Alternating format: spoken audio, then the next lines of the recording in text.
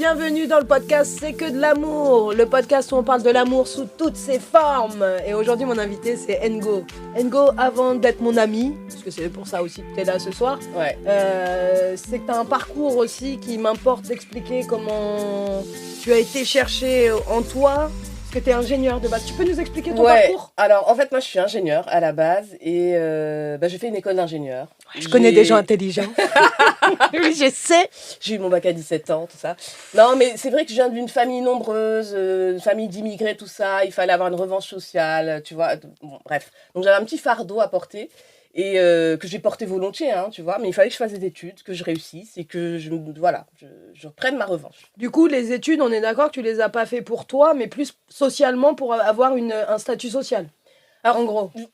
Pour avoir un statut social, mais j'étais quand même très... Alors, ces études-là, ingénieur, informatique, je m'en foutais, il fallait juste que j'ai le statut. Mais j'étais quand même très ambitieuse et j'ai choisi ce truc-là, tu vois. Et tu avais des facilités, parce que moi, je t'ai vu aussi avec ton fils.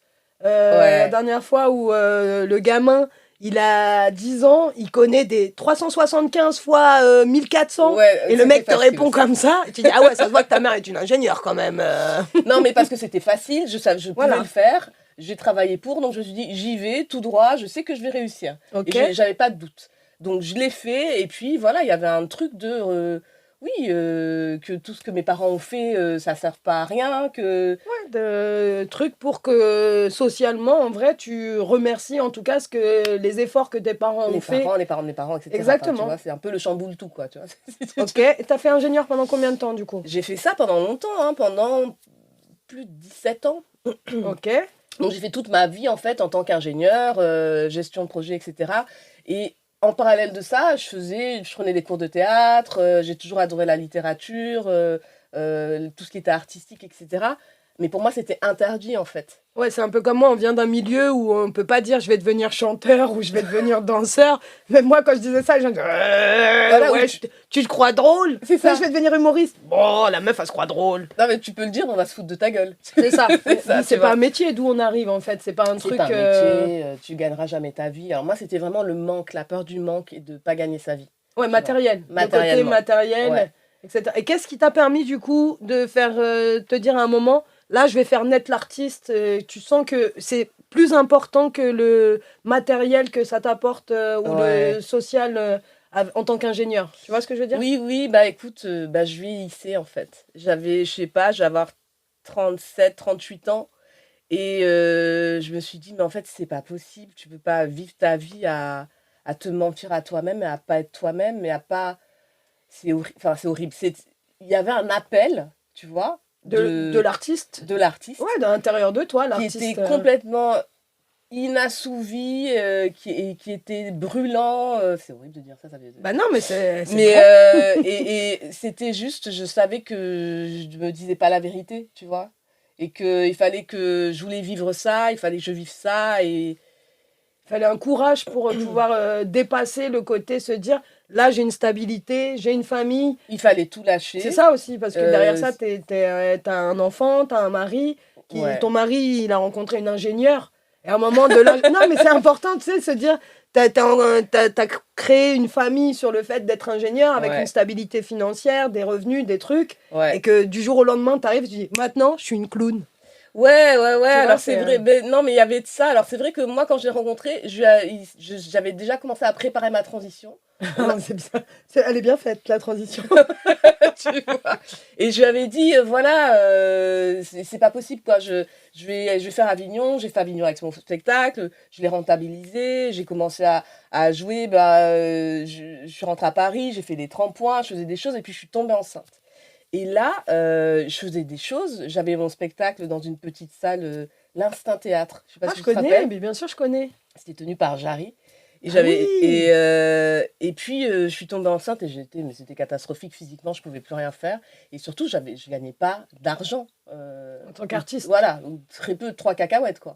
Donc j'ai repris un boulot en fait. D'ingénieur ? Ouais, 1 an, mais j'ai repris un boulot. Mais t'as senti en toi en fait qu'il y avait un truc où la frustration de l'artiste qui pouvait pas continuer à se développer et que tu sentais que ton chemin, en tout cas ton bien-être, il passait plus par l'artistique que par l'ingénierie. Ah, mais ça, c'est clair. Mais c'était plus possible. En plus, j'étais complètement déphasée avec les gens à qui je bossais. Tu leur faisais des blagues entre deux. Mais même pas.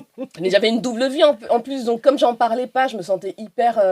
tu sais, pas du tout alignée. Pas à l'aise quand j'étais au bureau. Pas à l'aise quand j'étais au théâtre. Enfin, c'était horrible, quoi. Et j'arrivais pas à réconcilier ces deux parties de moi-même. Oui, je voulais avoir un statut social. Je voulais qu'il soit clair, mais je voulais m'aimer. Ouais, mais ce que je retiens dans ce que tu viens de dire, c'est vraiment le côté double vie. Tu sais, t'as l'impression, en tant qu'artiste, quand t'as un vrai travail, entre guillemets, et que le soir, tu vas essayer de mettre en avant ta passion ou le truc en toi, on a un peu l'impression d'être une stripteaseuse. C'est le côté où l'après-midi, t'es flic, et le soir, t'es stripteaseuse. Mais vraiment. Tu dis, mais faut pas que le commissariat, il ça. Mais c'était pas honteux, mais il y a un truc un peu de pudeur, il y a quelque chose de cet ordre-là, ouais. Puis en plus, dans le côté ingénieur, etc., il y a ce truc d'intelligence, de statut, c'est comme médecin ou ce genre de choses. C'est très tenu, retenu, cadré, enfin... C'est ça, puis il y a un statut, quoi. En fait, j'en avais plus rien à foutre de ce que je faisais. J'avais plus aucun intérêt. Ouais, j'avais zéro flamme. Et puis, putain, je me disais, tu vas pas mourir sans savoir qui tu es, quoi. Ou en tout cas, faire un truc qui t'épanouit et dans lequel tu dis, là, je suis moi. C'est ça, ouais, c'est-à-dire sans devenir, sans incarner ce qu'il y a à l'intérieur de toi. Tu vois. Parce que c'est donc ça, en fait, c'est l'artiste en toi qui, tu sentais qui était en train de grandir. Et... à côté de ça, du coup, ton côté ingénieur, tu sentais que tu vieillissais dedans. Parce que moi, je fais la différence entre vieillir et maturer. Ah oui, alors... Tu vois, et le côté vieillir, il y a toujours ce côté où, du coup, t'es pas bien dans un truc et du coup, tu vieillis. Alors que quand t'es dans un truc où t'es bien, tu matures. Tu vois le... Oui, je vois ce que tu veux dire. C'est-à-dire que moi, je me rappelle à un moment, je me suis dit, si tu restes là-dedans, tu vas mourir à l'intérieur de toi. C'est ça. Tu vois. Mais en même temps, je parle d'âme, tu vois, c'est un luxe. C'est-à-dire, tu vois, même là, je l'assume pas encore. C'est-à-dire qu'il y a un truc où je gagnais bien ma vie, je faisais ce que je voulais, j'ai voyagé dans le monde entier, j'ai acheté un appartement grâce à ce truc-là. Donc, je peux pas dire que c'est quelque chose qui m'a tuée. Mais après, je savais très bien qu'au fond de moi, je voulais faire d'autres choses et que ma vie aurait été pas complète, presque gâché en fait. C'est pas presque, hein, c'est gâché. En soi, si en toi tu ressens une chose et que t'es pas en accord avec tes actes et tu dans deviens ton mode pas de ce que vie, tu devais devenir. mais du coup, est-ce que c'est pas la culpabilité du fait de se dire j'ai un statut que beaucoup de gens aimeraient avoir, j'ai des avantages sociaux, j'ai matériellement des choses que la société attend de nous et que de ça tu t'en satisfais pas? Et que, alors, du coup, moi, c'était pas ça. Moi, non, c'était vraiment la peur du manque. C'est-à-dire que moi, les gens et tout, le statut, j'en avais rien à foutre. Ouais. Et moi, je suis née dans une famille où certes, on n'a jamais manqué, mais on était vraiment socialement, voilà, on était 7 enfants. Mes parents sont des immigrés camerounais. Je suis née à Jean-les-Pins, tu vois. On est d'accord que vous appelez tous Ngo dans la famille, non? Il y avait pas de... Moi, ça m'a fait rire, ça. Parce que... Oui, mais ça, c'est du racisme. Moi, ça m'a fait rire quand même. Dans ton spectacle, t'en parles. Oui, c'est ça. Elle a un spectacle qui est très intéressant sur les discriminations. En plus, il faut aller la voir à claque. Et dedans, ça m'a fait rire. Mais ça, c'est le truc de Ngo. En fait, toutes les filles, on est 5 filles. Et toutes les filles s'appellent Ngo. Parce qu'en fait, Ngo, ça veut dire mademoiselle ou la fille de, dans ma tribu, les Bassa. Et du coup, c'est un nom de famille. Donc, bref, mon père, il a voulu nous donner les noms de famille des aïeuls parce qu'il ne voulait pas donner les prénoms qui étaient catholiques parce qu'il est très fier. Ouais. Et du coup, on a tout le nom de famille d'une femme de la famille. Donc, c'est Ngobel, Gonjen, Ngobikon, etc. Sauf que tu arrives dans les années 70-80 en Kib, raciste. Ngo, quoi mais c'est le livret de famille. Ngo 2, Ngo 3. Ils ont dit c'est trop sauvage. On coupe en deux. C'est soit Ngo, soit Corinne. Mais vraiment. Hein. Ngo Coco. Et donc, 5 filles. La première, c'était Ngo. Moi, la deuxième, c'était Ngo 2 en chiffre romain. Ah. Tu vois. Donc, il y avait ce truc de quand tu n'as pas de statut social, on te fait ce genre d'humiliation. Tu peux même pas choisir ton nom. Je veux dire, moi, j'ai vu le racisme, mes parents galérer. Et le racisme, c'est lié au classisme, tu vois. Ouais. Et c'est pas accéder à un statut social et subir des trucs. Et du coup, c'est aussi ça qui m'a fait peur. C'est ça que je voulais pas lâcher. Ouais, moi, j'avais un statut. Poussé aussi à être dans ce côté social, ingénieur, de stabilité, quoi, en fait. J'ai fait tout ce que j'ai... En étant... Moi, je ne renie pas du tout ce truc-là parce que en étant ingénieur, j'ai fait tout ce que j'ai voulu. J'ai eu le statut que j'ai voulu. Ouais, c'est ça, t'as gagné ton combat, en fait. Et j'étais libre. C'est ça, que ce soit contre le racisme, contre les gens qui disaient... Toi, tu n'accéderas pas à ce genre de métier. Exactement. Parce que tu es une Renoir qui s'appelle Ngo, qui t'appelle pas Corinne. Tu vois, comment est-ce que tu vas devenir ingénieur? Exactement. En fait, tu as fait mentir tous ces gens-là. En fait, cet argent m'a permis de ne pas subir le racisme, de le subir le moins possible. Ouais, mais du coup, cet argent, il t'a empêché de développer ton vrai toi à l'intérieur. Oui, aussi, c'est-à-dire que... Il n'y a pas que ça, mais effectivement, en tout cas, il y avait un truc où je me disais, bon, bah, si tu lâches ça, il faut vraiment que tu gagnes de l'argent avec ton autre taf parce que tu peux pas perdre. Ouais, ton statut, voilà. ta liberté, en fait. Et ton niveau de vie, quoi. Ouais, mais c'est pas tant le niveau de vie que la liberté de vie, tu vois. Ouais. C'est pas parce que moi, tu me mets un toit au-dessus de la tête, il fait chaud, c'est propre, etc. J'ai pas, tu vois, mais c'est... Si je veux aller quelque part, c'est vrai qu'il faut de l'argent pour faire les choses. Si tu veux accéder... Enfin, un respect, en fait. De forcer le respect. Et ça, est-ce que le jour où tu as eu ton fils, ouais, qu'est-ce que ça a changé par rapport à ta vision de bizarrement, tout ça? Alors que j'avais repris un boulot pour subvenir à ses besoins et tout, bizarrement, je me suis dit, en fait, il faut vraiment que tu fasses ce que tu as envie de faire parce que lui, tu l'aimes, tu es un modèle et tu dois lui montrer que... Vivre sa vie, c'est être ce qu'on est au plus profond de soi. Ça me fait des frissons quand tu dis ça. Saul, on te fait des bisous, mon chéri. Saul, je t'aime. Arrête de me faire pleurer. Ouais, non, mais tu le connais en plus. Mais tu de vois, ouf, il est magnifique, ton fils. Ouais. C'était que c'est tellement important. On en a parlé, c'est l'intériorité. Être heureux, enfin, en tout cas, être aligné, épanoui, être en phase avec soi-même, ça n'a pas de prix. Et moi, j'élève cet enfant pour qu'il soit bien. Avec lui-même, voilà. Avec lui-même. Et si moi, je peux même pas lui montrer que ce truc-là que je désirais tant, j'y suis même pas allée parce que j'avais peur, je lui montre rien. Ouais, c'est compliqué de lui dire fais ça alors que toi, t'es pas l'exemple sur ça en disant moi, j'ai raté ma vie, mais bon, je t'ai mis bien matériellement, mais je suis pas heureuse. C'est J'aurais pas pu dire que j'étais pas heureuse, mais tu vois, c'était... Il y a des trucs... T'es pas centrée. Ouais, ou... Si tu t'étais pas permise d'être l'artiste que tu es aujourd'hui, il y aurait un manque en toi. J'aurais fait peut-être d'autres choses, oui. Clairement, il y aurait eu un manque. Et c'est ça, en fait, que tu n'as pas envie que ton fils subisse ou qu'il perde pas de temps pour se retrouver avec lui-même dans ce qu'il est vraiment. Ouais, je veux qu'il c'est ça, l'amour en soi. Fort et libre. Ouais, et qu'il s'aime pour ce qu'il est vraiment. C'est ce que j'appelle s'aimer pour soi. C'est-à-dire que si tu te sens en toi fort et libre, capable de... Tu désires, tu veux quelque chose qui va. Tu vois ce que je veux dire? T'as pas peur. Et sans te dire, je vais faire ça pour les autres, je vais faire ça pour avoir une représentation. C'est mon désir, c'est moi-même. J'ai une conversation, un dialogue avec moi-même toute ma vie. Et il va être sain, fort, il va me porter en fait. Je vais m'aimer, quoi. Si demain ton fils il dit ouais, j'ai envie d'être sculpteur, ou tu vois, un peintre, ou... Sculpte, mon gars. Mais vas-y, sculpte, travaille, rencontre les gens avec qui tu vas sculpter, avec qui tu... épanouis-toi, travaille, grandis. Tu sais que s'il fait ça... Qu'est-ce que tu veux dire au-delà de sculpter? Parce que c'est un moyen, ce qu'on fait. C'est l'humour, on écrit, tu vois. Moi, c'est un mode d'expression. Ouais. C'est pour ça que je dis, bon, ingénieur... Mais moi, au-delà de l'humour et de l'écriture, je veux dire certaines choses et je veux représenter certaines choses. Et donc, trouve ton médium. Pour moi, mon médium, c'est celui-là, tu vois, c'est l'écriture. Et l'humour et l'écriture. Et la comédie, ouais. Mais c'est ce qui nous unit, c'est ce qui fait qu'on s'aime, toi et moi. Ouais. Ah, j'y ai dit que je l'aime, arrête. Mais non, mais coupe la caméra. Je suis très mal à l'aise. Mais non, mais c'est marrant, hein. Mais c'est pour ça que j'ai voulu qu'on fasse ce podcast, tu vois, c'est vraiment une mise à nu, tu vois, et donc oui, on est des fois un peu mal à l'aise de... Mais tu sais que j'ai voulu te le dire hier, je t'aime, tu m'as raccroché au nez. Bah, parce que j'entendais il allait arriver. Vu que ça allait salut. T'as vu ou pas? Peut-être, j'ai senti une petite je sais, Marie, bon, elle a raccroché. Le petit silence, les petits silences de... Oui. On va chercher le courage. C'est maintenant, on va verbaliser. Bon, je vais plutôt lui dire, je ramène une bouteille. Ouais, mais c'est ça, mais c'est trop ça. Je dis, bon, bah, encore un vent, ok, d'accord. Ah, mais parce que c'est aussi dur à dire, mais c'est aussi dur à recevoir, tu vois. Il y a un truc dans la réception du je t'aime, où on est vulnérable avec nous-mêmes, tu sais, de se dire, oh, mais si ça se trouve, elle me connaissait vraiment, elle m'aimerait pas. Tu sais, il y a toujours ce truc avec nous-mêmes, où je pense que le plus compliqué à recevoir, c'est que nous-mêmes, on s'aime pas assez des fois. Pour le recevoir sereinement.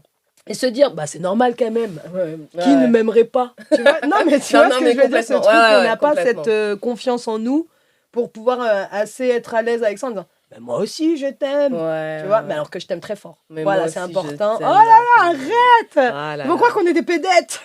On est des pédettes, on s'en fout, non? Ah, Alors, du coup, pour en revenir à l'amour de soi, tu vois, c'est ce qui, du coup, t'a permis aussi d'un moment de te connecter à ça pour pouvoir réaliser vraiment ton ancrage et être centré avec toi-même. Et qu'est-ce que ça a changé pour toi, du coup, quand t'as pris conscience de ça? Et qu'est-ce que t'as pu faire par courage ou pour te dire, là, je veux pas mourir à l'intérieur et je vais le faire? Quel sacrifice t'as dû faire pour ça? Bah, je sacrifie encore, j'ai dû abandonner ou travailler sur beaucoup j'allais dire, de défauts ou de manques, tu vois, que j'avais. Moi, je suis quelqu'un de très solitaire, je suis quelqu'un de très introverti, réservé. Donc, c'est quand même un métier, il faut aller vers les autres. Ah, ça a dû te faire violence. Et c'est une violence énorme pour moi.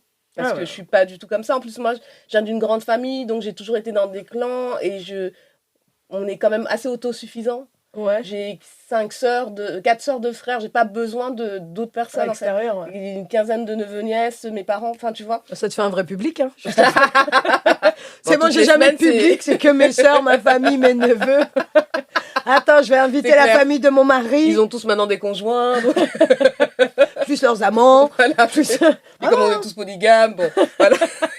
On veut pas rentrer dans les clichés, mais ma sœur a 4 maris. Bon, ils s'appellent tous Ngo 2, Ngo 4. Non, mais tu vois, et ça n'a l'air de rien, mais c'est hyper violent. Moi, j'ai dû sacrifier. Alors, oui, on parle d'argent, je gagne moins, deux fois moins d'argent. Mais c'est surtout, moi, ce qui m'a le plus coûté, c'est la pudeur. J'ai dû, on est très pudique culturellement, de manière générale en Afrique francophone et camerounais, moi j'ai dû aller au-delà de ma pudeur, de parler de moi, de me montrer, de me filmer. De montrer ton côté vulnérable en fait un peu, et même tes convictions profondes, tes principes, etc. Exactement. Et ça, pour moi, c'était une énorme violence. Ah, je comprends. Moi, c'était un peu pareil, tu vois, j'avais mon côté un peu... c'est où je me protège beaucoup. Ouais, on a l'air que, on dit toujours Marie, elle est vénère, Marie ceci, etc. Et réussir justement à se rendre vulnérable sur scène, montrer ce côté où tu te dis, là, je me mets ça, mais c'est-à-dire qu'au moindre regard de ces gens-là, ils peuvent me détruire. Tu vois ce que je veux dire, ce truc-là? Et moi, ça a été tu vois, dans ce côté un peu pudique. Oui, de fragilité. Tu les fais rentrer dans ta bulle. Tu sais, dans ta bulle de... Et si ça prend pas... Ah, t'as envie de crever, quoi, vraiment. Alors, moi, j'avais beaucoup cette peur-là et ça m'a fait beaucoup travailler sur... En fait, j'en ai rien à foutre. J'ai réussi à trouver ça. Et ça... c'est un gros truc que je cherchais. Mais le rien à foutre, t'as été obligé de passer par la violence. Ah ben par la violence de ça me fait quelque chose. C'est ça. Et pourquoi ça me fait là, à cet endroit-là, et qu'est-ce qu'il y a là-dedans? Oh, il y a un travail sur soi. Donc c'est vraiment ça, je pense, le truc de la scène qui nous amène à nous dépasser nous-mêmes, nos peurs, nos appréhensions. Des fois se faire gifler en se disant, bon, bah là, je savais que ça allait être ça, mais c'est important pour moi d'être centré avec moi-même, que les gens me rejettent ou pas pour ça. Quoi qu'il arrive, moi... il faut que je m'aime avec moi-même. Si les gens me rejettent, mais c'est exactement ça. On est dans le même principe. Mais c'est exactement ça. C'est-à-dire que je savais, même si c'était ultra violent, que j'allais régler toutes mes peurs. C'est pour ça que tu es une de mes pirates. Non, mais c'est vrai. Non, mais il y a un truc comme ça. Hein. On est très peu dans ce milieu à pouvoir être aussi honnête avec nous-mêmes. Tu vois ce que je veux dire? À prendre autant de risques. C'est-à-dire que même socialement, moi, à la base, je t'ai dit, hein, tu me connais, je viens d'une famille où on n'a rien. J'étais censée finir à l'usine ou en prison. J'avais 2 options. Non, mais à un moment, quand tu as conscience mais bien sûr, de tes trajectoires, ou quand je me dis, bah, en même temps, c'est ça, tu vois, je vais faire de l'humour. Je sais que j'ai encore des carences ou des protections avec moi-même. Et je le sens des fois quand j'arrive sur scène, que je suis un peu stressée ou des trucs comme ça, où le public... Et tu sais que que t'es une éponge, que le public est une éponge. C'est ça. Tu sais les vulnérabilités, tu sais les manques, tu sais... Mais t'es pas sûr de savoir les gérer. Tu vois, c'est ça le pire, tu vois. Et t'y vas quand même. Bah, parce que tu sais qu'il y a en toi ce truc qui est vital, en fait, tu vois, au-delà du matériel, au-delà de tout ça. Et tu dis, même si demain je suis millionnaire, je serai pas épanouie si je vis pas ça. Ce truc-là, je l'ai pas, voilà. On est d'accord. Ouais, complètement. Bah ça, c'est pour ça que je voulais t'inviter aussi, pour qu'on puisse parler de tous ces sacrifices qu'on doit faire pour se retrouver avec nous-mêmes, en fait. Tu vois, pour se dire, à un moment, là, je m'aime. Parce que je sais ce que j'ai fait pour moi. C'est choses que je suis prête à faire pour les autres, mais pas pour moi. Tu vois, et c'est ce truc que j'aime chez toi, vraiment, c'est Se dire, il faut que je m'aime moi pour pouvoir aimer mon fils correctement, par exemple. Ouais. Tu vois ce que je veux dire? C'est tellement la base de tout. Ouais, mais c'est la base, mais pour réussir à passer le pas, on sait les violent. sacrifices. Ah non, mais c'est le regard de toi, sur toi, le regard des autres que tu dois gérer, parce qu'il y a aussi, là-dessus, tu rajoutes l'ego, la fierté, le paraître. tu vois, tu rajoutes tous les défauts que tu as. Puis notre vision de nous-mêmes, hein, c'est vrai que, tu vois, le côté où à un moment, on arrive facilement, toi, t'es un peu comme moi, c'est-à-dire qu'on arrive facilement à voir nos défauts, à voir ce qui va pas, mais pas forcément les qualités.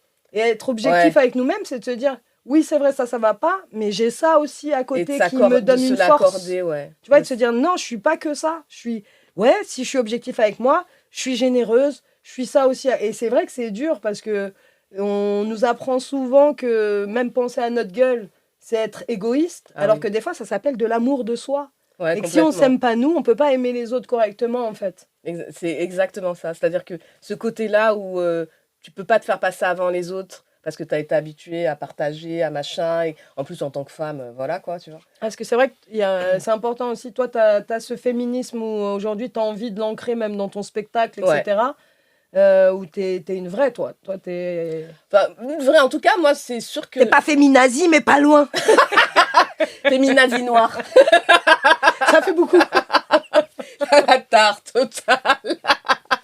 Non, mais oui, enfin, moi, je trouve ça naturel, en fait. On me dit, c'est trop et tout, mais putain, l'égalité ou l'équité. Moi, je suis pour l'équité homme-femme, tu vois.